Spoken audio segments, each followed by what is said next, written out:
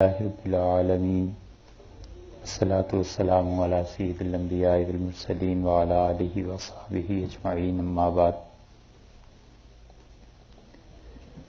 اللہ تعالی کا بڑا احسان اور شکر ہے کہ اس نے اپنی کتاب، اس کا ترجمہ اور تفسیر پڑھنے کی ہم سب کو توفیق دی۔ تفسیر میں جو باتیں بھی آپ سے عرض کر رہا ہوں، اسے آپ غور سے سنیے، اور بہت جگہ پر یہ باتیں کام آئیں گی۔ وقت تھوڑا ہے اور کام بہت زیادہ ہے، اور ہم یہ کوشش کریں گے کہ اس میں کوئی فضول یا ادھر ادھر کی بات شامل نہ ہو، بلکہ ہم ٹو دا پوائنٹ بات کریں کہ قرآن پاک میں کیا آیا ہے۔ اور تفسیر قرآن پاک کی آپ بہت جگہ پہ پڑھ بھی سکتے ہیں، اور مختلف مفسرین نے مختلف موضوعات پر لکھا بھی ہے۔ کسی نے قرآن پاک کی ایسی تفسیر بیان کی ہے جس کا تعلق صرف عربی لغت سے ہے، گرامر پر انہوں نے بحث کی ہے۔ کچھ ایسے بھی ملیں گے جنہوں نے صرف قرآن سے ثابت شدہ احکامات کو لکھا ہے کہ قرآن سے کیا کیا حکم ثابت ہوتا ہے، کس آیت سے کیا چیز ملتی ہے۔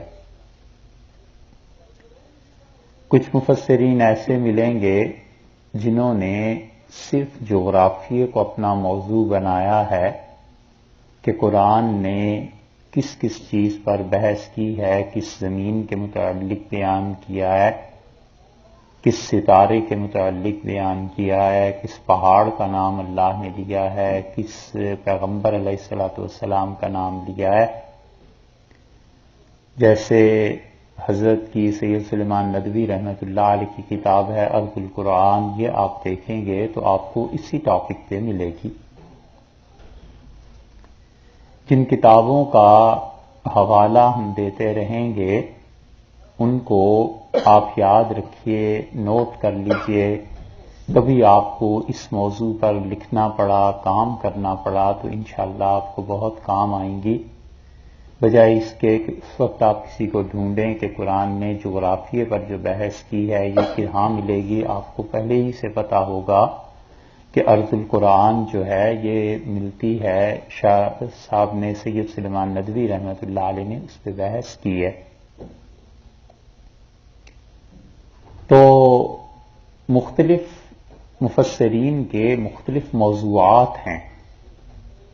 اگر آپ صرف قرآن پاک کے احکامات کو دیکھنا چاہیں تو جساس رازی رحمۃ اللہ علیہ کی جو احکام القرآن ہے یہ حنفیوں میں بہت اچھی تفسیر ہے، اور جساس نے صرف قرآن پاک کے احکامات پر بحث کی ہے کہ کس آیت سے کیا حکم ثابت ہوتا ہے۔ 3 جلدوں میں عام طور پر چھپی بھی مل جاتی ہے۔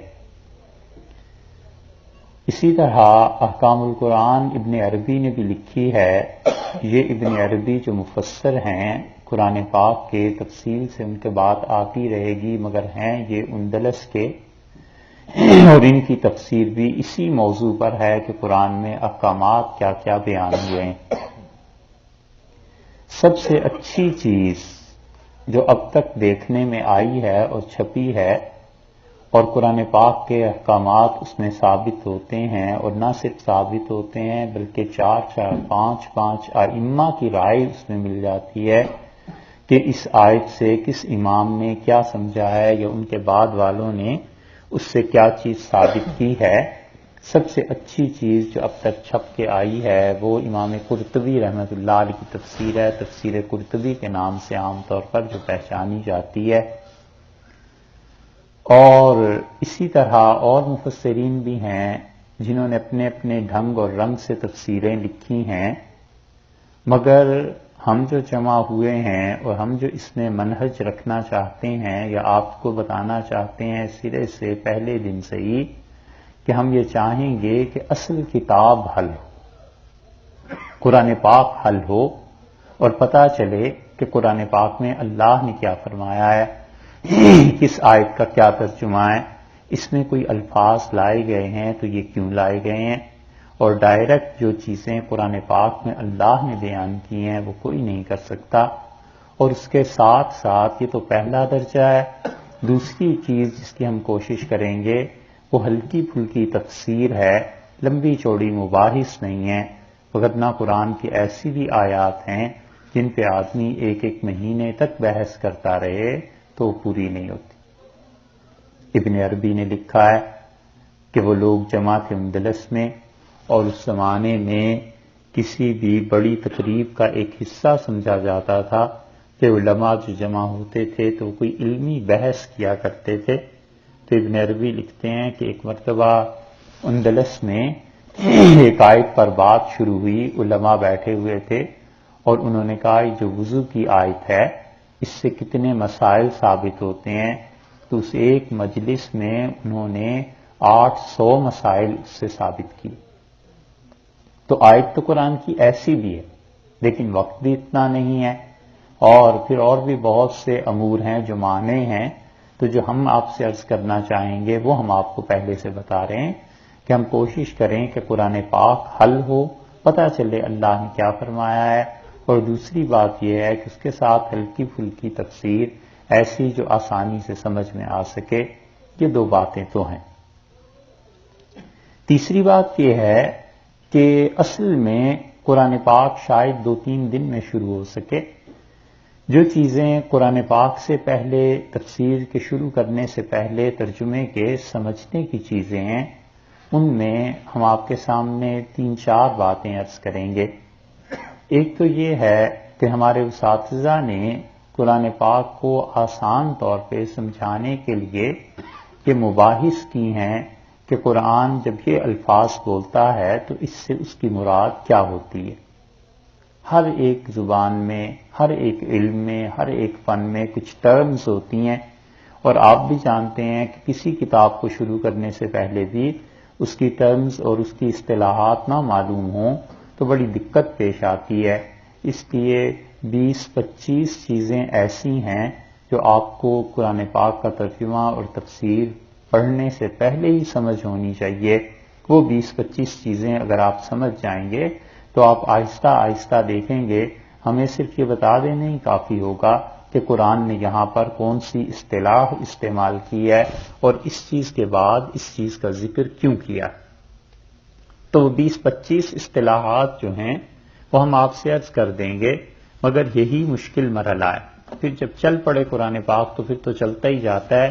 یہ جو ابتدا کی محنت ہے یہ ذرا سی مشکل بھی ہوتی ہے، اور بعض اوقات وہ قرآن کو تو نہیں کہہ رہے علیہ باللہ، لیکن وہ جو چیزیں سمجھنے کی ہے بعض اوقات بورنگ محسوس ہوتی ہیں کہ آدمی کہتا ہے اس چیز کو سمجھنے کا اب کون سا ڈھنگ ہے یا کیا فائدہ ہے، لیکن در حقیقت کتاب اس سے کھلتی ہے۔ اور اس کی زیادہ تشریح اس لیے نہیں کرتے کہ آپ سب ماشاءاللہ پڑھے لکھے لوگ ہیں، تو آپ کو پتہ ہی ہے کہ کمپیوٹر میں کسی بھی فیلڈ میں جو ابتدائی دن ہوتے ہیں آدمی بعض اوقات محسوس کرتا ہے کہ یہ چیزیں میرے کام کی نہیں، مگر وہ جب ان دا لانگ رن اس پہ کام کرتا رہتا ہے تو پھر احساس ہوتا ہے یہ چیز پہلے دن سیکھنے کی تھی۔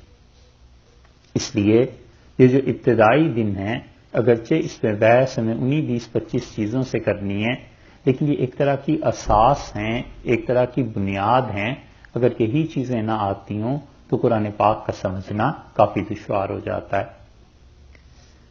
اس معاملے میں دوسری چیز جو عرض کرنی ہے وہ یہ کہ ہم قرآن پاک کو جو شروع کریں گے تو اس بر صغیر میں اللہ نے جس شخص کو بہت بڑا مقام اور مرتبہ دیا تھا، حتیٰ کہ اگر کوئی آدمی ان کے مجدد ہونے پر لکھے گا یا بعض لوگوں نے جو لکھا ہے، وہ ذات تھی شاہ ولی اللہ محدث دہلوی رحمۃ اللہ علیہ۔ اس شخص پہ بیک وقت اللہ نے کتنے ہی علوم کھولے تھے، اور افسوس اس بات کا ہے کہ وہ آخری زمانے میں پیدا ہوئے۔ اگر وہ کسی پچھلے زمانے میں پیدا ہوتے تو رازی اور غزالی سے کم نہیں تھے. لوگ رازی کو بڑا سمجھتے ہیں اور غزالی کو بڑا سمجھتے ہیں، لیکن ہم بغیر کسی تردید کے، خوف کے یہ کہتے ہیں کہ اگر غزالی ہوتے تو حدیث امام الہند حضرت شاہ ولی اللہ رحمۃ اللہ علیہ سے پڑھتے، اور اگر رازی زندہ ہوتے تو قرآن پاک حضرت سے سمجھتے. اتنا کچھ اللہ نے اس انسان پر کھولا ہے کہ جدھر اس آدمی کی طرف دیکھیں، جس علم میں اٹھا کر کتابیں دیکھیں، حیرت ہوتی ہے کہ خدا نے کیسا یہ احسان کیا. شبلی نعمانی نے شاہ ولی اللہ محدث دہلوی رحمۃ اللہ علیہ کا لکھا ہے، اور انہوں نے لکھا ہے کہ رازی اور ابن خلدون اور ان لوگوں کا نام لے لے کے کہ ان کے بعد مایوس ہو گئے تھے لوگ کہ اب دین کی حکمتیں اور قرآن اور حدیث کی لاجیکل چیزیں کوئی آدمی اب اس پہ لکھے گا، کوئی ایسا اس امت میں پیدا ہوگا. لیکن دہلی کی قسمت جاگی اور شاہ ولی اللہ رحمۃ اللہ جب پیدا ہوئے انہوں نے لکھا تو لوگ بھول گئے رازی کو اور لوگ بھول گئے فلاں فلاں کو. شاہ ولی اللہ رحمۃ اللہ علیہ کی بے شمار کتابیں اور ہر کتاب اپنے موضوع پہ ٹاپ کی. قرآن پاک میں انہوں نے جو کچھ کیا ہے، انہوں نے قرآن پاک کا فارسی میں ترجمہ کیا اور قرآن پاک کی پھر تفسیر بھی لکھی، اور شاہ صاحب نے الفوز الکبیر کے نام سے، اور شاہ صاحب رحمۃ اللہ علیہ کی جو ترجمہ ہے. اور یہ چیزیں ہیں جتنا بھی ہم پڑھیں گے، ہم دوسری چیز اس میں یہ شامل کر رہے ہیں کہ آپ کو ساتھ ساتھ اس کو پڑھاتے جائیں. ہے اگرچہ وہ فارسی میں، لیکن اردو ترجمہ کر کے ہم آپ کو بتائیں گے کہ شاہ صاحب نے یہاں کیا سمجھا ہے. شاہ ولی اللہ رحمۃ اللہ کی رائے بعض اوقات کیا اکثر اوقات اتنی جنچی تلی بھی ہوتی ہے کہ بڑے بڑی کتابیں آپ پڑھ لیں وہ چیز نہیں سامنے آتی جو شاہ صاحب 2 جملوں میں بیان کر دیتے ہیں کہ چیز کیا. اور شاہ ولی اللہ رحمۃ اللہ علیہ کی کسی کتاب کو آپ دیکھ لیں، یہ انہوں نے قرآن پاک کے ساتھ کیا، یعنی اس کا ترجمہ لکھا، تفسیر لکھی، اصول تفسیر لکھی. قرآن کی تفسیر کن اصولوں پر مشتمل ہے. حدیث میں دیکھیں تو موطا امام مالک کی شرح مصوّع اور مصفّہ 2 شروع انہوں نے لکھی ہیں، وہ بھی بڑی اچھی چیز ہے. یہاں آپ کو امریکہ میں جو چیزیں دین کو سمجھنے میں مدد دے سکتی ہیں، خاص طور پر غیر مسلموں کے مقابلے میں، کہ جب وہ سوال کرتے ہیں یا بچے جب سوال پوچھتے ہیں کہ شریعت کا یہ حکم کیوں ہے، یہ حکم کیوں ہے، شاہ صاحب رحمۃ اللہ علیہ کی لاجواب کتاب ہے حجت اللہ البالغہ. اسے آپ جب پڑھیں گے تو پھر پتہ چلے گا کہ ہر حکم کے پیچھے حکمت کیا ہے. شاہ صاحب نے بحث کی ہے، اس کی ایک مثال آپ سے عرض کرتے ہیں. انہوں نے اس حکمت میں مثلاً بحث کی ہے کہ ظہر اور عصر کی نماز کیوں آہستہ آواز سے مسلمان پڑھتے ہیں، اور فجر، مغرب اور عشاء کیوں اونچی آواز سے پڑھتے ہیں. شاہ صاحب نے ایک جگہ اس کا جواب لکھا ہے. یہ تو ایسے ہی معمولی سی مثال آپ کو دی ہے، ورنہ شاہ صاحب رحمۃ اللہ علیہ جب لکھتے ہیں تو بہت تفصیل سے حجت اللہ البالغہ میں ایسی چیزیں مل جاتی ہیں. عدت کیا چیز ہے، نکاح کیا ہے، اس کے احکامات کیا ہیں، اس میں مصلحت کیا ہے، یہ چیزیں جتنی ہیں، حتیٰ کہ جہاد پر اور سب چیزوں پہ شاہ صاحب رحمۃ اللہ علیہ نے بہت کچھ تفصیل سے لکھا ہے. اگر کبھی موقع ملے تو آپ اس سے پڑھیے. تو دوسری چیز جو اس ترجمے اور تفسیر میں ہمیں ساتھ ساتھ آپ سے عرض کرنی ہے وہ شاہ ولی اللہ رحمۃ اللہ علیہ کا ہے، تاکہ اس در بے بہا کو اور اس بڑی ہستی کی قدر اور قیمت آپ کو معلوم ہو کہ اس انسان نے کتنا کام کیا اور آنے والی نسلوں کے لیے کتنا ذخیرہ انہوں نے چھوڑا. بس اتنی سی بات ہے کہ چونکہ وہ مسلمانوں کے ایسے دور میں پیدا ہوئے جب شدید انتشار کا دور تھا. شاہ صاحب رحمۃ اللہ علیہ کے زمانے میں 7-8 مرتبہ تو بادشاہ بدلے، اور جو جنگیں ہوئی ہیں وہ اس کے علاوہ ہوئی ہیں، جو خون ریزیاں ہوئی ہیں وہ اس کے علاوہ ہوئی ہیں. تو ان حالات میں کسی آدمی کو اپنے سر پاؤں کا ہوش نہیں تھا. شاہ صاحب رحمۃ اللہ علیہ کے علوم کی طرف اتنی توجہ نہیں دی گئی، مگر اب بھی وہ اس طرح کے آدمی ہیں انہیں آج بھی پڑھا جائے تو ایسے ہی معلوم ہوتا ہے کہ تر و تازہ ان کی تصانیف ہیں، اور آج بھی ایسی ہی ضرورت ہے جیسی اس زمانے میں اس کی ضرورت تھی. تیسری چیز جو اس کے ساتھ ساتھ ہم آپ سے عرض کرنا چاہیں گے وہ شاہ عبد القادر صاحب محدث دہلوی رحمۃ اللہ علیہ کا ترجمہ، اور شاہ صاحب رحمۃ اللہ علیہ کا ترجمہ اور شاہ ولی اللہ صاحب رحمۃ اللہ علیہ کے فارسی میں ترجمہ، اسے بالکل ہم آپ کو آغاز اور دیباچہ پریفیس جسے کہتے ہیں اس سے شروع کر کے پڑھ کے سنائیں گے.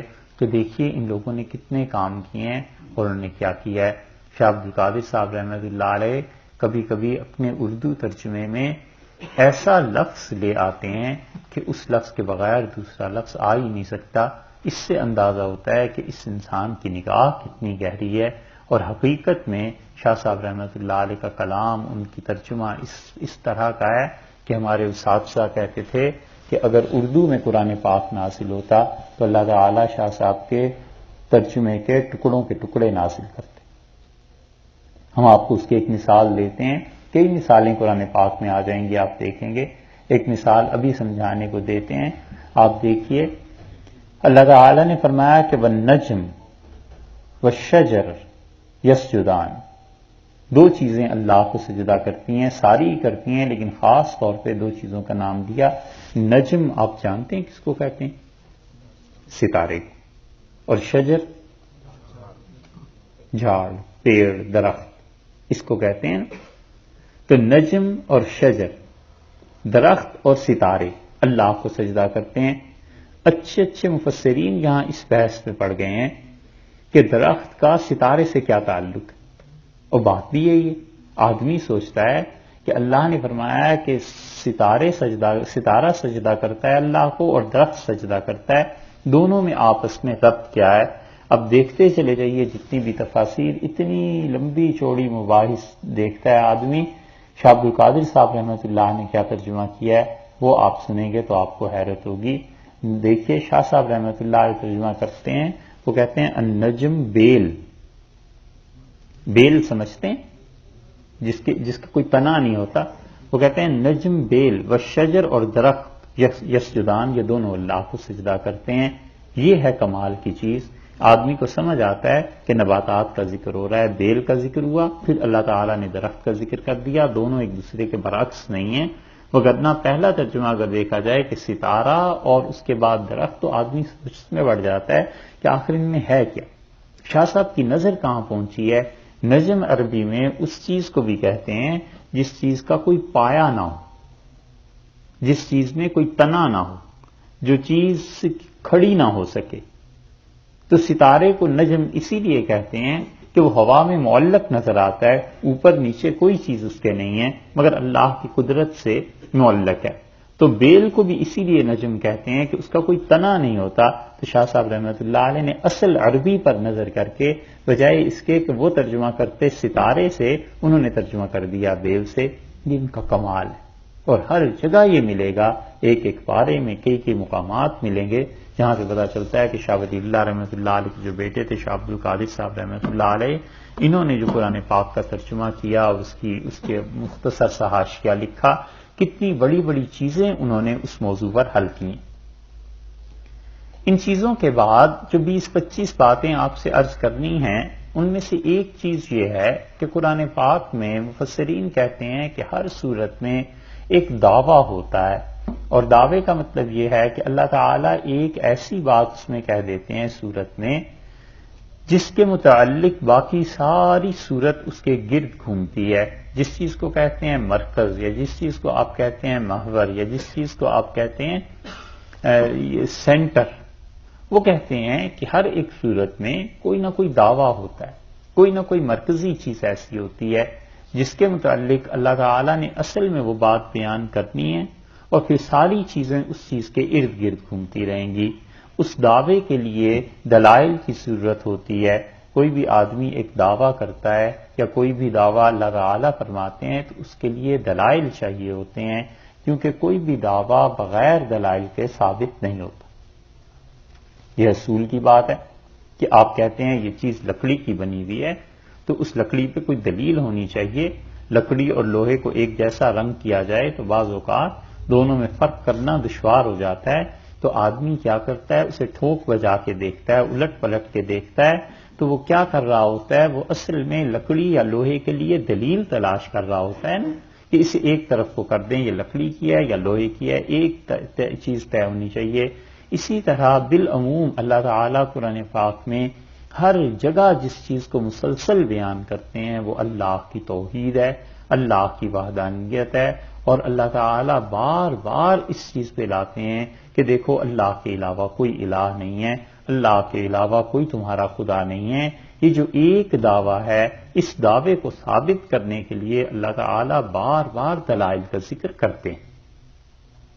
اصل مقصود یہی ہے، سارے دین سے، ساری چیزوں سے، انبیاء علیہ الصلوۃ والسلام کا آنا آپ دیکھ لیں، انبیاء علیہ السلام کی ساری تبلیغ اگر آپ دیکھیں گے تو اصل چیز جس کے لیے وہ مبعوث کیے گئے تھے وہ اللہ کی وحدانیت تھی، اللہ کی توحید تھی۔ اسی لیے کوئی چیز ایسی نہیں ہے جو اسلام میں داخل کرے کسی کافر کو سوائے لا الہ الا اللہ کے، کہ وہ اس کا اقرار کرتا ہے اللہ کی توحید کا، تو ہی وہ اسلام میں داخل ہوتا ہے۔ اللہ کی توحید ہر جگہ ہر صورت میں مل جائے گی، یہ دعویٰ ہے مختلف الفاظ۔ کبھی اللہ تعالی صراحتاً یہ جملہ کہہ دیتے ہیں کسی صورت میں کہ لا الہ الا اللہ، اللہ کے علاوہ کوئی الہ نہیں۔ کہیں کہیں اللہ تعالیٰ یہ کہتے ہیں کہ ما لکم ان الہ غیرہ، لوگوں اللہ کے علاوہ تمہارا کوئی الہ نہیں، تمہارا کوئی معبود نہیں۔ کہیں کہیں اللہ تعالیٰ انبیاء علیہ الصلوۃ والسلام کی زبان سے کہہ دیتے ہیں۔ تو یہ قرآن جو دعوے کو بیان کرتا ہے توحید کو، اس کے بعد اس کے دلائل دیتا ہے، اور دلائل کی پہلی قسم وہ ہوا کرتی ہے جو انسان کی عقل سے ثابت ہو، اسے کہتے ہیں کہ عقلی دلیل۔ عام طور پہ 4 قسم کے یا 3 قسم کے دلائل ہوتے ہیں، اور سب سے پہلی بات جو قرآن بتاتا ہے وہ عقل کی دلیل ہے کہ تم اپنی خود عقل سے کام لو، تم خود غور کرو، فکر کرو، اور تمہیں یہ بات سمجھ میں آئے گی۔ آپ دیکھیے سورہ بقرہ کے بالکل آغاز میں قرآن پاک میں اللہ تعالی نے ایک دعویٰ کیا ہے اور اس کے بعد اس کی عقلی دلیل بھی دی ہے۔ پہلا پارہ جو ہے اس میں سورہ بقرہ میں اگر آپ دیکھیں آیت نمبر ہے 21، تو اس آیت کو آپ دیکھیں، اس میں اللہ نے دعویٰ بھی کیا ہے توحید کا، بتایا ہے لوگوں کو کہ کیا کام اصل میں کرنے کا ہے، اور اس کے بعد اللہ تعالیٰ نے دلائل دیے ہیں۔ یہ دلائل آپ کو نظر آئیں گے عقلی۔ جب بھی قرآن پاک آپ پڑھیں گے تو ہمارے لیے اتنا ہی کہہ دینا پھر کافی ہو جائے گا کہ یہ ایک عقلی دلیل ہے، پھر اس موقع پہ آپ خود ہی سمجھ جائیں گے۔ یہ ایک ٹرم ہے جو یاد رکھنی چاہیے۔ اللہ تعالیٰ نے فرمایا یا ایھا الناس اعبدوا ربکم، اے لوگوں عبادت کرو اپنے پروردگار کی۔ یہ تو دعویٰ ہوا کہ اللہ کی عبادت کرو، ایک ضروری چیز ہے، ایک بات ہے کہ بس اللہ کی عبادت کرو۔ سوال اٹھتا ہے کہ کیوں عبادت کریں؟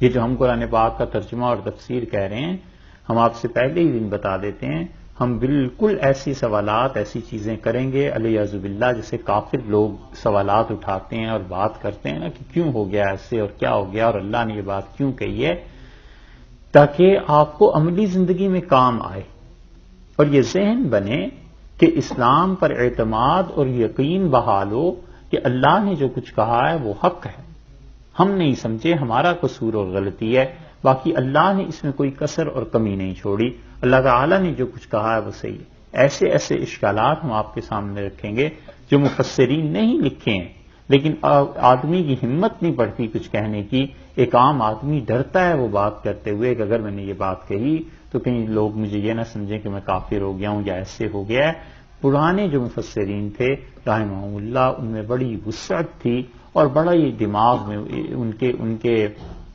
ذہانت اور اعتماد اللہ تھا۔ وہ جانتے تھے کہ یہ جو چیز پیدا ہوتی ہے اس سوال کا جواب بھی ہمیں قرآن سے حدیث سے تلاش کرنا ہے۔ یہ نہیں ہو سکتا کہ ہم ان ساری چیزوں کو قرآن و حدیث کے مطابق کہتے رہیں اور عقل اس میں کام نہ کرے۔ بہت چیزیں ایسی مل جائیں۔ اس میں سے ایک بات یہ بھی کہ اللہ نے فرمایا میری عبادت کرو۔ اب مسلمان تو کہے گا کہ عبادت کرتے ہیں، کوئی کافر کہے گا کیوں عبادت کریں، کس وجہ سے خدا کو پوجیں؟ دیکھیے اللہ تعالی نے دلائل کیا دیے ہیں۔ اللہ نے فرمایا یا ایھا الناس اعبدوا ربکم، اے لوگوں عبادت کرو اپنے پروردگار کی، الذی خلقکم، جس نے تمہیں پیدا کیا۔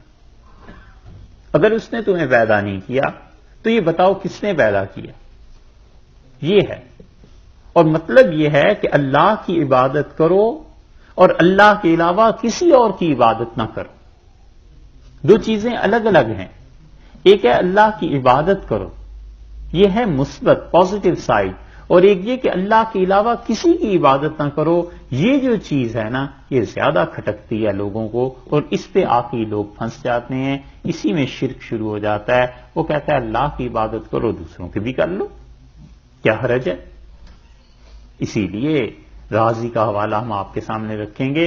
امام رازی رحمۃ اللہ نے ایک جگہ کہا کہ دنیا میں آج تک کوئی مشرک ایسا نہیں ہوا جو اللہ کے برابر برابر کسی کو مانے۔ وہ کہتے ہیں ابھی تک تو ایسے مشرک نہیں آئے وجود، یعنی وہ کہے اللہ کا علم اللہ کا جتنا علم ہے اتنا بھگوان کا بھی ہے، یہ کسی اور کا ہے، ایسے نہیں، بلکہ خدا سے کچھ درجے کم کر کے مانتے ہیں۔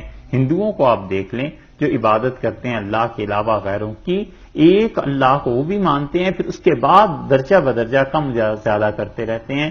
اس لیے یہ جو چیز ہے نا کہ اللہ کی عبادت کرو اور اللہ کے علاوہ کسی کی عبادت نہ کرو، یہ ہے خدا کی خالص توحید جس کی اللہ نے دعوت دی ہے۔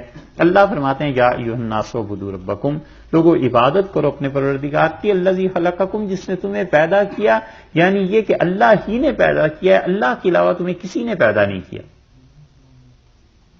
یہ دلیل کہیں سے خدا نے نقل نہیں کی، خدا نے یہ نہیں کہا کہ فلاں نبی علیہ الصلوۃ والسلام نے یہ کہا تھا، فلاں کتاب میں ہم نے یہ لکھا تھا، بلکہ اللہ نے صاف صاف بات کی کہ اپنی عقل سے سوچو۔ والذین، ان لوگوں کو پیدا کیا، من قبلکم، جو تم سے پہلے تھے، لعلکم تتقون، تاکہ تم لوگ متقی بن جاؤ۔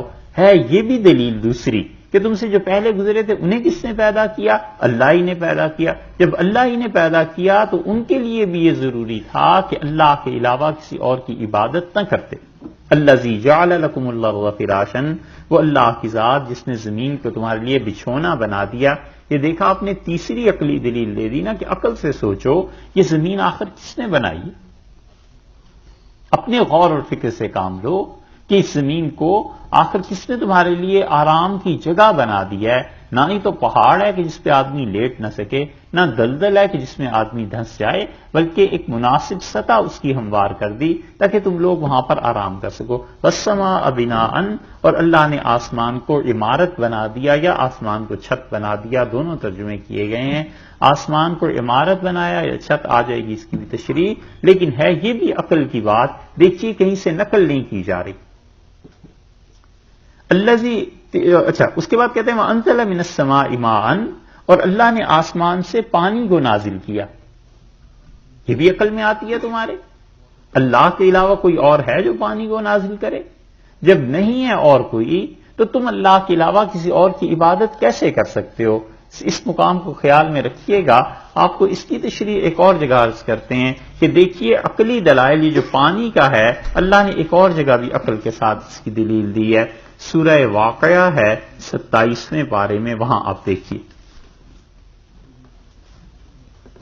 سورہ واقعہ 27ویں پارے میں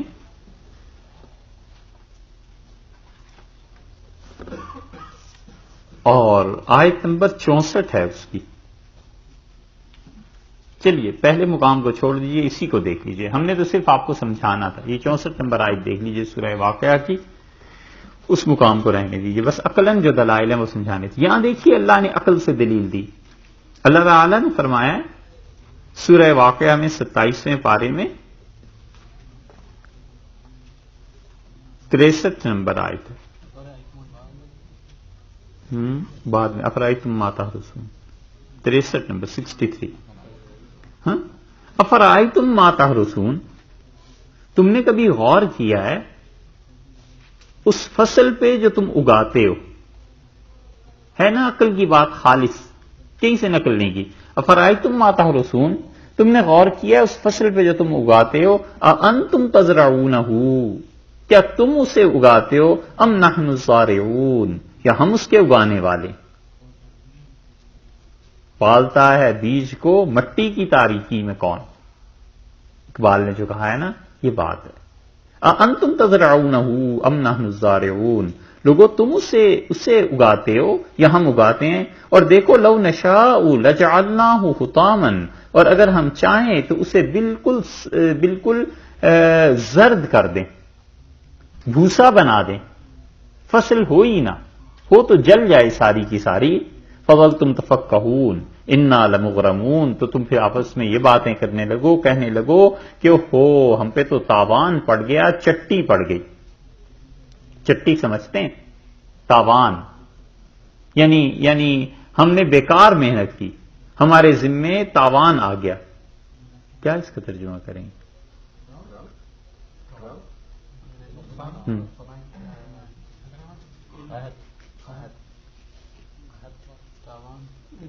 یعنی ایسی چیز جو ہے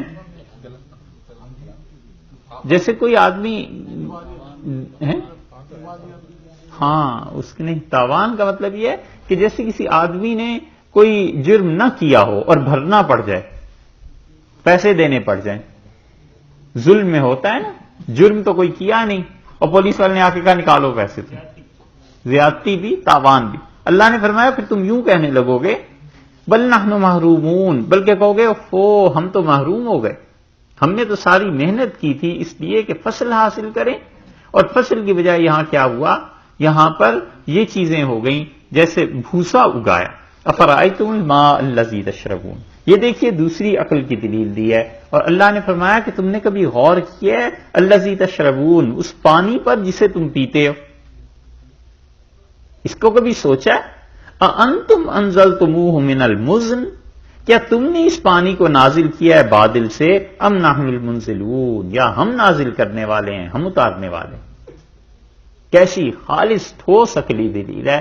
اللہ نے کہا ہے لو نشاء جعلناہ اجاجا، اور اگر ہم چاہیں تو اس پانی کو کڑوا اوپر سے برسایا کریں، کڑوا کر دیں اس کو، فلولا تشکرون، کیوں نہیں تم ہمارا شکر ادا کرتے؟ تم کیوں نہیں اس بات کو سوچتے؟ ہمارا شکر ادا کرو، تو ہم ہیں جنہوں نے پانی کو نازل کیا ہے، ہمارے علاوہ کوئی پانی کو نازل کرنے والا نہیں ہے اللہ کی توحید کی عقلی دلیل نا۔ تیسری دلیل دیکھیں، افرأیتم النار التی تورون، اور تم غور کرو اس آگ پر جسے تم جلاتے ہو، انتم انشأتم شجرتہا، کیا تم اس کے درختوں کو اگاتے ہو، ام نحن المنشئون، یا ہم ان درختوں کو اگانے والے ہیں؟ یہ درختوں کی لکڑی جو تمہیں ملتی ہے اور اس سے جو آگ بنتی ہے، یہ سب چیزیں یہ ہم کرنے والے ہیں یا تم کرنے والے؟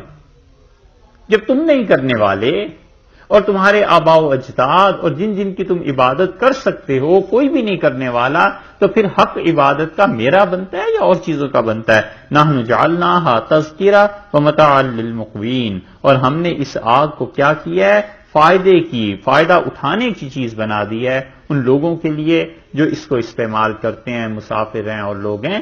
تو اس کو اللہ نے فرمایا یہ ساری چیزیں، یہ سارے عقلی دلائل ہو گئے نا۔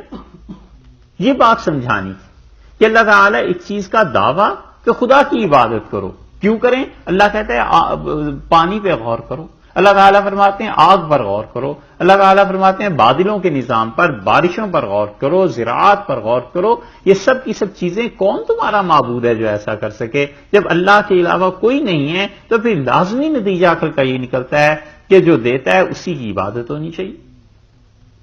اس عقلی دلیل کے بعد ذرا سی 2-3 آیتیں اور بھی پڑھ دیں تاکہ آپ کو اندازہ ہو جس کام کے لیے ہم جمع ہوئے ہیں اللہ نے کیا کہا ہے۔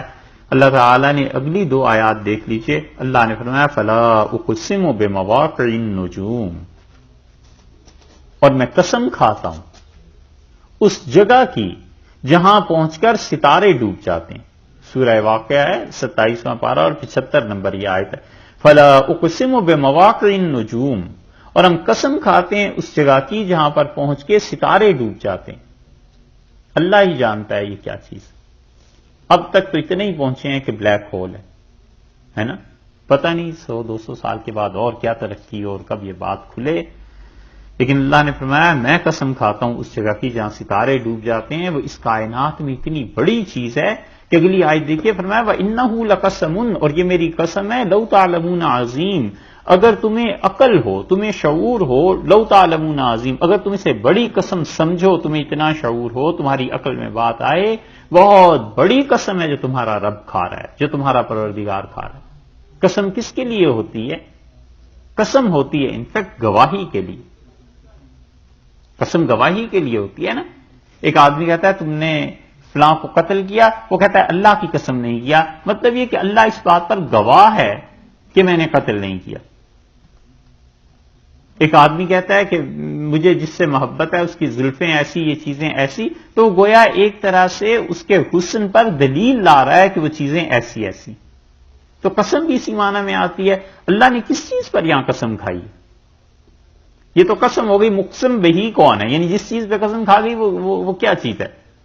کوئی کہتا ہے کہ اللہ کی قسم، آگے اب کیا؟ یہ کہ تم بہت اچھے لگتے ہو، یہ کھانا اچھا ہے، یہ کہ یہ اس تجارت میں بڑا نفع ہے. آگے کیا؟ آگے اللہ نے کہا وَإِنَّهُ لَقَسَمٌ لَوْ تَعْلَمُونَ عَظِيمٌ، اور اگر تم سمجھو تو یہ بہت بڑی قسم ہے جو تمہارا پروردگار اٹھا رہا ہے. إِنَّهُ لَقُرْآنٌ کریم، یہ اللہ کی کتاب ہے. قرآن بڑی عزت والی چیز ہے. فی کتاب مکنون، چھپی ہوئی کتاب ہے. یہ ایسی کتاب ہے جسے اللہ نے نازل کیا ہے. لا یمسہ الا المطہرون، اور اس کو کوئی نہیں چھو سکتا مگر وہی جو پاک ہیں. تنزیل من رب العالمین، اور یقین مانو یہ تمہارے رب نے نازل کی ہے اللہ کی طرف سے. اللہ نے کہا ہے تم اگر سمجھو ہم بہت بڑی قسم کھا رہے ہیں کہ یہ قرآن واقعی اللہ کی کتاب ہے. یعنی مطلب یہ کہ اللہ تک پہنچنے کی جو راہ ہے تمہاری زندگی کی، اس قرآن کو سمجھو، اس قرآن پر عمل کرو، اللہ تک پہنچ جاؤ گے. اتنی بڑی بات اللہ نے یہاں فرمائی. یہ تو اس لیے کہہ دیا کہ ہم اس مقصد کے لیے جمع ہوئے ہیں. تو آپ کو سمجھنا چاہیے کہ یہ کوئی چھوٹی سی بات نہیں ہے. قرآن پاک کا ترجمہ اور تشریح پڑھنا کوئی بچوں کے کھیل کی بات نہیں ہے کہ ایک دن آ گئے اور 2 دن چھٹی ہو گئی. وگرنہ ہوگا یہ کہ آج جو باتیں بیان کر رہے ہیں اگر یہ کل کوئی آئے گا تو اسے آج کی سمجھ نہیں آئے گی، پھر آگے جا کر اس کا اپنا ہی نقصان ہو جائے گا. دوسری طرح کی دلیل اللہ تعالیٰ قرآن پاک میں اپنی توحید پر، وحدانیت پر ایسے دیتے ہیں کہ وہ دلیل جو ہوتی ہے اس میں دشمن کا بھی اعتراف ہوتا ہے. یا تو اسے آپ عقلی دلیل کہیے، پہلی میں ہی شامل کر لیجئے، ایک کے 2 حصے کر لیجئے، چاہے آپ اس کو الگ الگ کر لیجئے. ایک ہی دلیل کا پارٹ اے اور پارٹ بی بھی ہو سکتا ہے، اور ایک ہی دلیل کی 2 بھی بن سکتی ہیں. ایسے دلائل قرآن دیتا ہے جس میں دشمن جو اللہ کی توحید کے دشمن ہے اس کا بھی اعتراف ہوتا ہے. اس کو دلیل کو کہتے ہیں کہ اس نے کیا کیا؟ دشمن نے اس چیز کا اقرار کیا. کیونکہ قرآن تو پیش کیا گیا مسلمانوں کے لیے بھی اور کافروں کے لیے بھی کہ بہرحال اللہ کی مخلوق ہیں، اللہ نے انہیں بلایا ہے، اللہ نے دعوت دی ہے کہ آؤ اور میری توحید کو مانو. تو قرآن کئی جگہ پر اس دلیل کا ذکر کرتا ہے جس دلیل میں صرف عقل ہی نہیں ہے بلکہ ساتھ ساتھ جو اللہ کے مخالف ہیں، مشرک ہے، اس کا اعتراف بھی شامل ہے کہ ہاں بالکل بات یہی ہے. اس کے لیے آپ کو ایک مثال دیتے ہیں. سورہ یونس کو آپ دیکھیے، یہ سورہ یونس 11ویں پارے میں، سورہ یونس 11ویں پارے میں، نصف کے قریب ہے 11واں پارہ، جہاں وہاں دیکھیے 31 نمبر آیت 31. اگر ایک ہی طرح کے قرآن ہوتے نا تو اس کا فائدہ یہ تھا کہ ہم آپ کو پیج نمبر بتا دیتے. اس لیے جب ہم نے پڑھا تھا تو وہ ایک ہی طرح کے ہوتے تھے. ملی جی آج اللہ نے فرمایا قل من یرزقکم من السماء. اے نبی صلی اللہ علیہ وسلم آپ پوچھئے ان مشرکین سے. یہ ترجمہ جو ہے عام طور پر تفسیری ترجمہ کہلاتا ہے، یعنی یہ کہ ایگزیکٹلی لفظ بلفظ نہیں ہوتا بلکہ دوسرے کو سمجھانے کے واسطے ہوتا ہے. یہ اصطلاح شاہ ولی اللہ محدث دہلوی رحمۃ اللہ علیہ نے استعمال کی ہے. شاہ صاحب نے ایک جگہ لکھا ہے کہ ہمارے زمانے میں تفسیری ترجمہ بھی ہونا چاہیے. تفسیری ترجمے کا مطلب یہ ہے کہ اگر ورڈ ٹو ورڈ کریں گے تو لوگ سمجھیں گے نہیں، اس میں اپنی طرف سے کچھ اضافہ بات کرنی چاہیے مناسب، تاکہ عبارت سلیس ہو جائے. قل من یرزقکم من السماء، ان سے پوچھئے تمہیں اوپر سے رزق کون دیتا ہے، آسمان سے رزق کون نازل کرتا ہے. یعنی آسمان سے جو بارش وغیرہ نازل ہوتی ہیں یہ رزق کے اسباب ہیں نا، یہ برکتیں جو نازل ہوتی ہیں یہ تمہیں کون دیتا ہے. والارض، اور زمین سے. پہلا سوال تو آپ ذرا ان سے یہ پوچھئے. اور دوسرا امن یملک السمع والابصار، اور کون ہے جو تمہاری سماعت کا مالک ہے اور کون ہے جو تمہاری بصارت کا مالک ہے. یعنی اللہ اگر نہ سنوائے تو کون ہے جو تمہیں سنا سکے، اور اللہ اگر تمہیں روئے آنکھوں کی بصارت نہ دے تم کیا چیز دیکھ سکتے ہو. کون ہے جو سماعت اور بصارت کا مالک ہے. وَمَن يُخْرِجُ الْحَيَّ مِنَ الْمَيِّتِ، اور بتاؤ تو وہ کون ہے جو جاندار چیز ہے اسے نکالتا ہے میت سے، بے جان چیز سے. بظاہر انڈا بے جان ہے اور اس سے ایک جاندار چیز خدا پیدا کر دیتا ہے، وہ زندہ چیز ہے، چوزہ ہے. وَيُخْرِجُ الْمَيَّتَ مِنَ الْحَيِّ، اور اللہ تعالیٰ مردے کو نکالتا ہے زندہ سے. جیسے مرغی سے انڈا ہو گیا، اسی کو برعکس کر لیں. اللہ نے فرمایا وَيُخْرِجُ الْمَيَّتَ مِنَ الْحَيِّ، اور کون ہے جو نکالتا ہے میت مردے کو زندہ سے. وَمَن يُدَبِّرُ الْأَمْرَ، اور کون ہے جو اس ساری کائنات کے کاموں کی تدبیر کرتا ہے، کون ہے جو اس ساری کائنات کے کاموں کے اندازے بیان کرتا ہے، کون ہے تم بتاؤ. یہ مشرکین مکہ سے سوال ہے، اور رسول اللہ صلی اللہ علیہ وسلم ہے آپ ان سے پوچھئے یہ تدبیر امر کا جو اللہ نے یہاں کہا ہے نا کہ کون ہے جو ان کاموں کی تدبیر کرتا ہے، ان کاموں کو دنیا میں کیسے ہونا ہے، کتنا اندازہ ہے، کیا اس کی کوانٹٹی کتنی ہونی چاہیے، کہاں پر کیا چیز رکھیں گے، یہ آتش فشاں ہے، یہ پھٹ سکتا ہے نہیں پھٹ سکتا، یہاں پہ گرم پانی چاہیے، یہاں پہ ٹھنڈا پانی چاہیے، یہ سارے کام کون کرتا ہے. یہ اتنا بڑا رد ہے کہ حتیٰ کہ ارسطو کا اور یونان کے فلاسفہ کا رد ہے. ان لوگوں کا عقیدہ ایک طرح کا یہ تھا کہ وہ کہتے تھے اللہ نے اس کائنات کو پیدا کیا ہے، اور اس کائنات کو پیدا کرنے کے بعد اللہ نے اسے دوسروں کے حوالے کر دیا ہے، وہ جیسے چاہیں اس کام کو چلائیں. آخری مرتبہ جب حضرت کے پاس علی میاں صاحب رحمۃ اللہ علیہ کے پاس ندوہ لکھنؤ میں رہنا ہوا، بڑا غلبہ اس چیز کا، ہر آنے جانے والے کو اللہ کی توحید کی نصیحت کرتے تھے. حتیٰ کہ یو پی کے وزیر اعلیٰ جو تھے وہ ملنے آئے، اور وہ کسی نے آ کے بتایا کہ خواتین ہندو بھی ساتھ ہیں، اور مسجد میں تھے حضرت، عصر کے بعد ذکر کر رہے تھے اللہ کا. کسی نے آ کے کہا، کان میں بات پڑی تو تشریف لے آئے، فرمایا اندر نہ آئیں، بس ہم دروازے پہ ہی مل لیں گے، اتنا وقت نہیں. اور اس سے یو پی کے جو بھی وزیر اعلیٰ تھے، میں ان کا نام یاد نہیں، ان کے ساتھ اور خواتین بھی تھیں، تو انہوں نے کہا حضرت کچھ برکت کے لیے آپ ہمیں بتائیں. تو فرمایا اس کائنات کو جس اللہ نے پیدا کیا ہے، اس کائنات میں ساری تدبیر کاموں کی بھی اللہ ہی کرتا ہے اور کوئی نہیں کرتا، بس اسے یاد رکھیے. اور ان کے پلٹنے کے بعد فرمانے لگے کہ بہت سی قوموں کو شرک اس میں لگ گیا ہے کہ وہ کہتے ہیں اللہ نے اس کائنات کو پیدا کیا اور پیدا کر کے دوسروں کے حوالے کر دیا. یہ ہے من یدبر الامر. ان کفار مکہ سے پوچھیں کہ تم تین چیزیں بتاؤ. ایک تو یہ کہ تمہیں آسمان سے رزق کون دیتا ہے، دوسری چیز یہ کہ تمہاری شنوائی، سماعت اور بصارت جو تم دیکھتے ہو اس کا مالک کون ہے، تیسری چیز یہ کہ زندہ سے مردہ اور مردہ سے زندہ کو کون پیدا کرتا ہے، اور چوتھی چیز یہ کہ من یدبر الامر، اس کائنات کو جو تم دیکھ رہے ہو، سورج چاند ستارے، ان سب کو کون چلا رہا ہے، ان کاموں کی تدبیر کون کرتا ہے. فسیقولون اللہ، وہ کافر کہیں گے اللہ ہی کرتا ہے، اللہ کے علاوہ کوئی. دیکھا آپ نے، یہ آیات آپ کو ملیں گی کئی جگہ پر. یہ مشرک ہیں مکہ مکرمہ کے اور وہ اقرار کر رہے ہیں قل افلا تتقون. آپ ان سے کہیے تمہیں ڈر نہیں لگتا، تمہیں خوف نہیں ہے خدا کا کہ جس اللہ کو تم مانتے ہو کہ ساری کام یہ اللہ ہی کے ہیں، اللہ کے علاوہ کوئی نہیں کر سکتا، پھر اس کے ساتھ شرک کرتے ہو، خدا کی توحید کے قائل نہیں ہو، تمہیں خدا سے ڈر نہیں لگتا. یہ ہے عقلی دلیل، ہے ساری عقل کی باتیں نا. اللہ تعالیٰ نے یہاں اس آیت میں یہ نہیں کہا کہ رسول اللہ صلی اللہ علیہ وسلم یوں کہہ رہے ہیں، یا یہ کہ یہ توحید خدا کی وہاں سے نقل کی جا رہی ہے، بلکہ سیدھی سادی عقل کی باتیں 4-5 پوچھی ہیں کہ تم بتاؤ بھئی یہ کون، تو وہ کہتے ہیں اللہ ہی کرتا ہے. تو جب عقل میں تمہاری بات آتی ہے کہ اللہ کے علاوہ کوئی نہیں کرتا، تو کیوں نہیں ڈرتے اللہ سے؟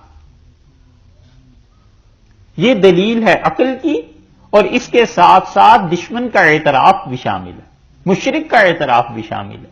جو شرک کرتا ہے اس کا اعتراف بھی ہے، جو کفر کرتا ہے اس کا اعتراف بھی ساتھ ہے، اور وہ اس بات کو مانتا ہے کہ اللہ ہی ہے، اللہ کے علاوہ کوئی نہیں. اسی لیے جب آدمی کسی غیر مسلم کو دعوت دے تو اس کو عقل کی بات بھی بتانی چاہیے. یہ ضروری نہیں ہے کہ وہ یہاں سے شروع کرے کہ رسول اللہ صلی اللہ علیہ وسلم نے یہ فرمایا ہے، بلکہ اس سے عقل کی گفتگو کرے کہ جتنے کائنات میں چیزیں آپ دیکھتے ہیں آپ کا کیا خیال ہے، اس میں کیا چیز ہوتی ہے کیا نہیں ہوتی. عقل سے بات شروع کرنی چاہیے نا. یہ عقلی دلیل خدا نے دی ہے، اور اللہ نے کہا ہے کہ وہ مانتے ہیں کہ اللہ ہی کرنے والا ہے، اللہ کے علاوہ کوئی. یہ دوسری طرح کی عقلی دلیل ہوئی. اس کے بعد آپ دیکھیے، یا تو آپ یہ سمجھ لیجئے کہ عقلی دلیل، عقل کے ذریعے جو بات کی جاتی ہے 2 حصے ہیں اس کے، یا یہ کہ 2 ہیں جو بھی آپ کریں. اس کے بعد یہ بھی ہوتا ہے کہ جب دعویٰ کوئی آدمی کرتا ہے تو عقل کے ساتھ ساتھ کبھی کبھی وہ نقل بھی کرتا ہے. ضروری نہیں ہے کہ ہر چیز عقل سے ہی ثابت ہو جائے. کبھی آدمی نقل کر دیتا ہے. نقل کرنے والا کون ہے؟ جس بات کو نقل کیا ہے وہ کس حد تک درست ہے؟ یہ سب چیزیں تو سوچنی پڑتی ہیں، لیکن نقل ہوتی ہے. مثلا ایک آدمی نے آ کے کہا کہ فلاں آدمی ڈوب گیا دریا میں، تو نقل کر رہا ہے نا، تو کہتا ہے رہے وہ مر گیا اس لیے کہ دریا میں ڈوب گیا. تو یہ اس نے نقل کیا ہے اس بات کو. اب عقل کام کرتی ہے کہ ممکن ہے ڈوب گیا اور ممکن ہے نہ ڈوبا ہو. عقل تو یہ احتمال بتاتی ہے نا. تو اللہ کی توحید قرآن پاک جس صورت میں جو دعویٰ بتاتا ہے اسے کبھی کبھی نقل سے ثابت کرتا ہے. کوئی عقل کی بات نہیں ہوتی. وہ کہتا ہے کہ دیکھو فلاں نے بھی یہی کہا ہے، فلاں نے بھی یہی کہا ہے، فلاں نے بھی یہی کہا ہے، کیونکہ ہر انسان کی عقل بھی تو برابر نہیں ہوتی. ممکن ہے کہ کسی آدمی کو آپ یہ کہیں کہ یہ بات ایسے کرنی ہے، یہ دیوار یہاں نہیں یہاں ہونی چاہیے، مکان جو تعمیر ہو رہا ہے، تو اس کی عقل میں نہ آئے، وہ کہے نہیں یہیں ہونی چاہیے یا نہ مانے. تو پھر آدمی کبھی کبھی اپنے دعوے کو ثابت کرنے کے لیے نقل سے بھی کام لیتا ہے اور کہتا ہے والد یوں کہتے تھے، ابا نے یوں کہا ہے، اماں نے یوں کہا ہے، پھوپھا چچا ماموں کوئی نہ کوئی نقل کرتا ہے کہ انہوں نے یہ کہا ہے لہذا تم اس بات کو یعنی مان جاؤ. تو عقل کے ساتھ ساتھ قرآن نقل کے دلائل بھی دیتا ہے. آپ دیکھیے نقلی دلائل جو ہیں تو کیا ہیں؟ یہ ایک نقلی دلیل کا حصہ یہی، یہ بھی آپ تو سمجھ سکتے ہیں کہ اللہ تعالیٰ نے نقل کیا ہے مشرکین سے. مشرکین سے نقل ہو گیا نا، کہ مکہ کے مشرک بھی یہی کہتے ہیں کہ اللہ ہی ہے جو آسمان سے رزق دیتا ہے، اور اللہ ہی ہے جو زندہ سے مردہ اور مردہ سے زندہ کو پیدا کرتا ہے، اور اللہ ہی ہے جو اس کائنات کے سارے کاموں کی تدبیر کرتا ہے. یہ نقل دلیل ہوئی، لیکن کہاں سے ہوئی؟ مشرکین سے ہوئی. اللہ نے کہا ان سے پوچھئے تو یہ آپ کو کہیں گے کہ اللہ ہی کرتا ہے، تو نقل ہو گئی نا. اس کا مطلب یہ ہے کہ یہ ایسے کام ہیں جس کو محمد صلی اللہ علیہ وسلم آپ اور مسلمان تو مانتے ہی مانتے ہیں، وہ بھی مانتے ہیں، ان کی بھی سن لیجیے،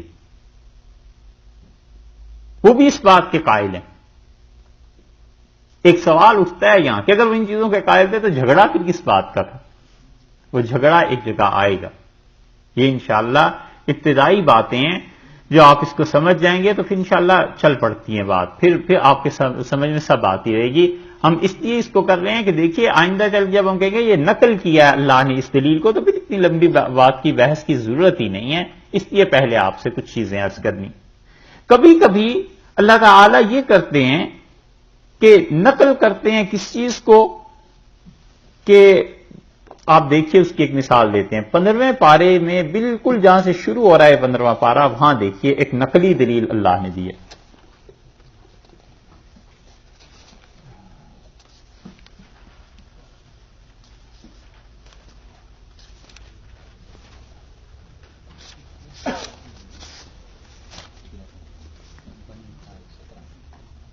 ٹھیک ہے جی، 15واں پارہ ہے، سورہ بنی اسرائیل شروع ہو رہا ہے جہاں سے. یہ اللہ نے ایک دلیل نقل کی ہے.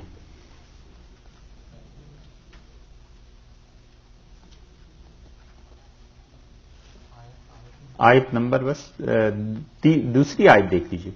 دوسری آیت اللہ تعالیٰ نے فرمایا وَآتَيْنَا مُوسَى الْكِتَابَ، اور ہم نے کتاب دی کس کو؟ حضرت موسیٰ علیہ الصلوۃ والسلام کو. وَجَعَلْنَاهُ هُدًى لِبَنِي إِسْرَائِيلَ، اور ہم نے اس کتاب کو بنایا بنی اسرائیل کے لیے کیا؟ ہدایت. تورات کس کے لیے ہدایت بنی؟ بنی اسرائیل کے لیے نا. اور قرآن کو اللہ نے کیا کہا ہے؟ ہدی للناس، پوری انسانیت کے لیے ہدایت دی اللہ نے. یہاں فرمایا وہ بنی اسرائیل کے لیے تھی، اور قرآن جب نازل ہوا ہے تو اسے کہا ہدی للناس، یہ پوری انسانیت کے لیے ہدایت ہے. اس سے معلوم ہوتا ہے ختم نبوت کا کہ رسول اللہ صلی اللہ علیہ وسلم کے بعد کسی نبی نے آنا ہی نہیں تھا، تو پھر انسانیت کو ہدایت کہاں سے ملتی؟ وہ اس کتاب سے ملے. یہاں پہ فرمایا اچھا اس کتاب کو ہم نے بنی اسرائیل کے لیے ہدایت بنایا. اس کتاب نے کیا کہا؟ بنی اسرائیل کو کیا سکھایا؟ اس کتاب نے کہا اللہ تتخذوا من دونی وکیلا، اللہ نے یہ کہا ہے کہ میرے علاوہ کسی کو اپنا کارساز مت بناؤ. اس کتاب نے یہ لکھا تھا. یہ نقل ہوئی نا دلیل، یہاں کوئی عقل کا کام نہیں. تو اگر کوئی آدمی خدا کی توحید کو یہودی ہے عقل سے نہیں مانتا تو تم اسے نقل کی دلیل دو اور اسے کہو کہ وہ جو تمہاری کتاب تھی اللہ نے اس میں بھی یہی کہا تھا کہ اللہ تتخذوا من دونی وکیلا، کہ میرے علاوہ کسی کو اپنا کارساز نہ بنانا، میرے علاوہ کسی کے متعلق یہ یقین نہ رکھنا کہ وہ تمہارے کاموں کو بنا دے گا۔ یہ نقل کی دلیل، یہ ہے نقل۔ قرآن پرانی کتابوں سے نقل کرتا ہے، یہ تو ایک چیز ہو گئی، کتابوں سے نقل، ٹھیک ہے۔ اس نقلی دلیل کی بہت سی قسمیں آگے فردر اس کی ڈویژن ہے۔ ایک یہ چیز آ گئی کہ نقل کرتا ہے قرآن اور کتابوں سے نقل کرتا ہے کہ اس کتاب میں یہ تھا، اس کتاب میں یہ تھا، تاکہ انسان کا ایمان مضبوط ہو کہ یہ اکیلا قرآن ہی نہیں ہے جو خدا کی توحید کو کہہ رہا ہے، تورات میں بھی یہی بات تھی، ان ظالموں نے بدل دی ہے تو الگ بات ہے، مگر اصل اللہ کی وحدانیت اور توحید تورات میں بھی تھی۔ قرآن کبھی کبھی ان چیزوں کو نقل کرتا ہے۔ ایک اور مقام آپ کو بتاتے ہیں، یہ دوسری دلیل نقلی ہے۔ 17ویں پارے کا آغاز دیکھیے آپ، 17واں پارہ ہے، اس کا آغاز دیکھیے، سورہ انبیاء،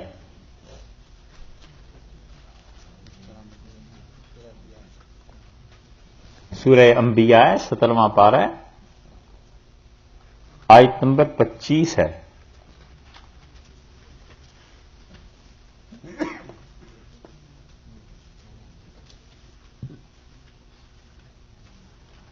ملی؟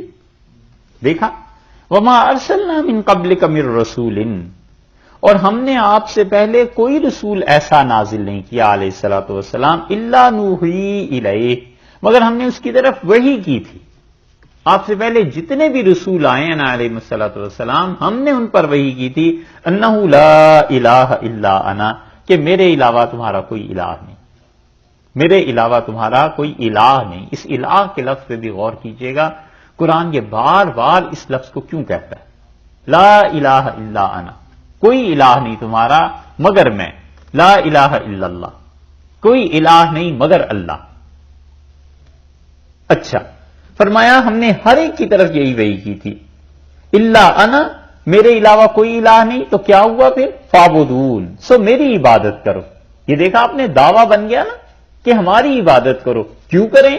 اس لیے اللہ کی عبادت کریں کہ ہر رسول کی طرف خدا نے یہی وحی کی تھی۔ وہاں پہلے کتاب نے گواہی دی، تورات نے، اب یہاں پر رسول علیہ الصلوۃ والسلام سب کے سب گواہی دے رہے ہیں۔ یہ دلیل بھی نقلی ہے، مگر یہ نقل کی جا رہی ہے انبیاء علیہ الصلوۃ والسلام سے۔ خدا اسی کو کہیں کہیں اس اجمالاً ذکر کرتا ہے۔ یہ اجمال ہے نا کہ سارے انبیاء علیہ السلام، سارے رسول جتنے بھی آئے تھے آپ سے پہلے، ہر ایک آدمی کی طرف ہم وحی کرتے رہے کہ دیکھو میرے علاوہ کوئی خدا نہیں، میرے علاوہ کوئی الہ نہیں ہے۔ یہ تو نقل ہو گیا سب سے، اور اسی کو قرآن کبھی کبھی یہ کرتا ہے کہ تفصیلاً ایک ایک کا نام لے کے کہتا ہے فلاں نے یہ کہا، فلاں نے یہ کہا، فلاں نے یہ کہا، فلاں نے یہ کہا، تو وہ بھی نقل ہوتی ہے لیکن نیم بائی نیم، ایک ایک کا نام لے کے۔ اس کی بھی ایک مثال آپ سے عرض کرتے تھے، سورہ یہ ہے ہود، سورہ ہود ہے 12ویں پارے میں،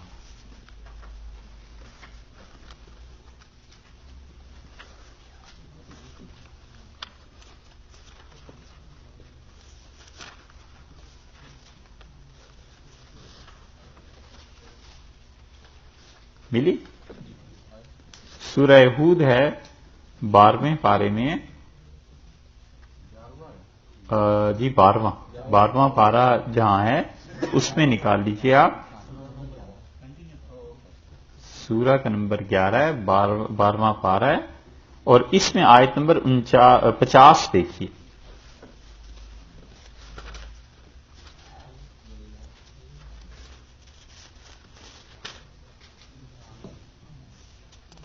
ملی جی؟ آیت نمبر 50، ٹھیک ہے۔ یہ 2-3 آیات ہیں، بس اسی مقام پہ دیکھ لیجئے۔ یہ دیکھیے اللہ تعالیٰ نے نہ اس میں عقل کا ذکر کیا ہے نہ کتابوں کا ذکر کیا ہے، بلکہ ہم یہ بیان کر رہے ہیں کہ انبیاء علیہ السلام کا ذکر کیا ہے کہ فلاں نبی بھی ایسے، پہلے تو بتا دیا کہ سارے انبیاء علیہ السلام یہی کہتے تھے، اب ان ڈیٹیل یہاں بتا رہا ہے۔ یہاں سے 50 نمبر آیت دیکھیں، وَإِلَىٰ عَادٍ أَخَاهُمْ هُودًا، اور ہم نے عاد کی طرف ان کے بھائی حضرت ہود علیہ السلام کو بھیجا۔ یہ عاد کی طرف ان کے بھائی ہود کو بھیجا. یہ اخ کا لفظ جو آیا ہے نا یہاں پر ان کا بھائی، اس میں ابھی آپ سے ایک اور بات بھی عرض کروں گا. وَإِلَىٰ عَادٍ أَخَاهُمْ هُودًا، اور عاد کی طرف اللہ نے بھیجا ان کے بھائی ہود علیہ السلام کو. قَالَ يَا قَوْمِ اعْبُدُوا اللَّهَ، انہوں نے کہا لوگو اللہ کی عبادت کرو. مَا لَكُمْ، نہیں ہے تمہارے لیے، مِنْ إِلَٰهٍ غَيْرُهُ، اس کے علاوہ کوئی اور خدا تمہارا نہیں ہے، کوئی اور اللہ نہیں ہے، اللہ کی عبادت کرو. دیکھا آپ نے، وہاں یہ تھا کہ سارے رسولوں کو کہا، یہاں ایک نبی علیہ السلام کا نام لے لیا ہود. آپ اسی رکوع کو چھوڑ کے اگلے رکوع پہ چلے جائیے 61 نمبر آیت میں، اسی صورت میں، یہ تھوڑا سا آگے 61 نمبر میں، وہاں دیکھیے وَإِلَىٰ ثَمُودَ أَخَاهُمْ صَالِحًا، اور ہم نے بھیجا سمود قوم کی طرف ان کے بھائی صالح کو. یہاں بھی اخاہم کا لفظ آ گیا نا، ان کے بھائی صالح علیہ السلام. قَالَ يَا قَوْمِ اعْبُدُوا اللَّهَ، انہوں نے کہا قوم والو اللہ کی عبادت کرو. مَا لَكُم مِّنْ إِلَٰهٍ غَيْرُهُ، اللہ کے علاوہ تمہارا کوئی خدا نہیں ہے. جس توحید کو حضرت ہود علیہ السلام بیان کر رہے ہیں، اسی توحید کو حضرت صالح علیہ السلام بیان کر رہے ہیں.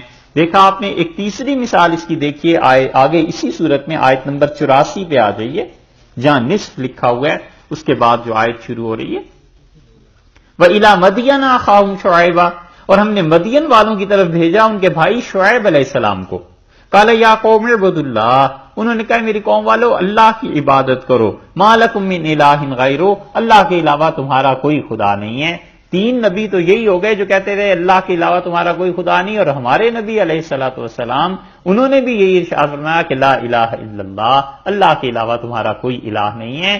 یہ ہے اللہ نقل کرتے ہیں انبیاء علیہ الصلوۃ والسلام سے کہ اس کائنات میں اتنی بڑی ہستیاں آئی تھیں، پوری قوموں کی لیڈرشپ تھی، ان کی رہنمائی کرنے والے تھے. دیکھو ہر ایک اپنے دور میں یہی کہتا رہا کہ اللہ کے علاوہ کوئی الہ نہیں تمہارا. ان تینوں جگہ پر اخ کے لفظ کو آپ نے دیکھا ہے، اخ بھائی. قرآن نے کیا تقسیم کی؟ یہ ہے وہ چیز جو انسانیت. اسی لیے رسول اللہ صلی اللہ علیہ وسلم جب تہجد میں اٹھتے تھے تو یہ عرض کرتے تھے باری تعالیٰ کی بارگاہ میں کہ اللہ میں اس بات کی گواہی دیتا ہوں کہ تو اکیلا ہے. اللہ اس بات کی گواہی تیری کتابیں برحق ہے. والجنت حق والنار حق، اللہ جنت بھی درست ہے، جہنم پہ بھی ایمان لاتا ہوں. وَأَنَا شَهِيدٌ، اور اللہ میں اس بات کی بھی گواہی دیتا ہوں أَنَّ الْعِبَادَ كُلُّهُمْ إِخْوَةٌ، اللہ تیرے سارے بندے آپس میں بھائی بھائی.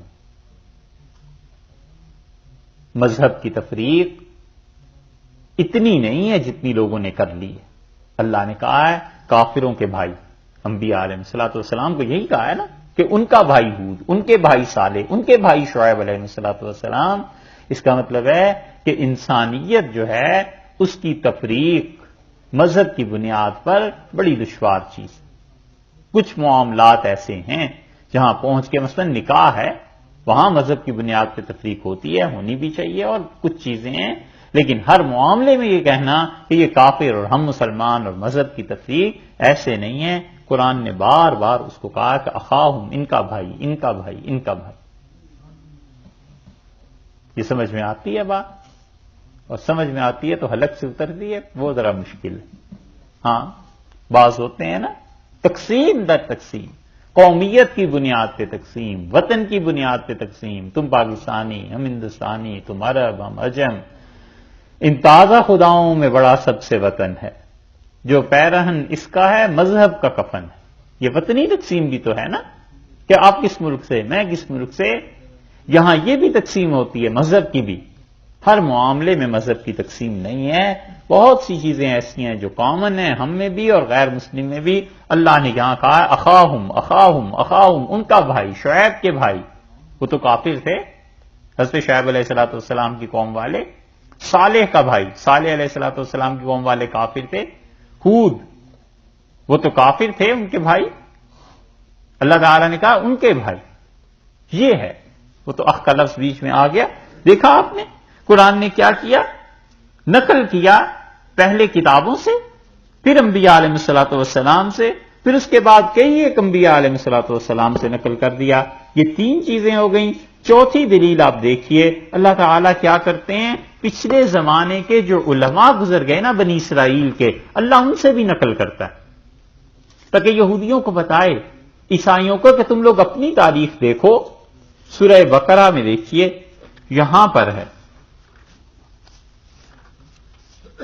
اللہ تعالیٰ انہیں بتاتے ہیں کہ تم سے پہلے جو تمہارے ہاں گزرے ہیں وہ بھی اس بات کو مانتے تھے، وہ بھی اس بات کے قائل تھے۔ پہلے پارے میں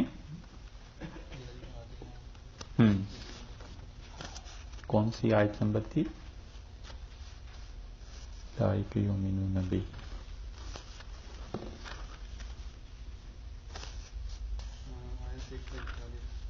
جی پہلا پارہ ہے، سورہ بقرہ ہے اور آیت نمبر 121 ہے۔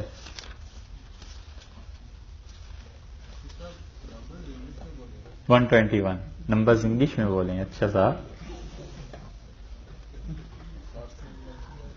فارسی میں